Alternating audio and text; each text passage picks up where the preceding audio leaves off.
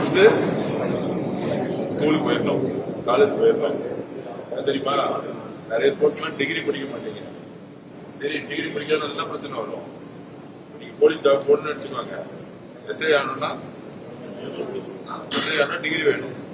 SI இல்லைன்னா நீங்க constable போவீங்க. கான்ஸ்டபிள் இருந்து எஸ்ஐ ஆகிறது எவ்வளவு வருஷம் வந்துச்சுன்னா குறைஞ்சது 10 to 15 வருஷம். 15 வருஷத்துக்கு குறைக்கிற என்ன பண்ணுவோம், டிகிரி முடிச்சிடணும். ஓகேவா, ஏதோ ஒரு டிகிரி முடிச்சாதான் ஸ்போர்ட்ஸ்மேன் வந்து நல்ல ஜாப் இருக்கும். ஓகேவா, நிறைய பேருக்கு தெரியாது. நல்லா இருக்கும்போது டிகிரி முடிச்சோம், டிகிரி முடிச்சோம் கஷ்டம் தான். மார்னிங் 4 மணி நேரம், ஈவினிங் 4 மணி நேரம் காலேஜ் போய் உட்காந்தோம்னா அப்படி தூக்கம் ரொம்ப இருக்கு.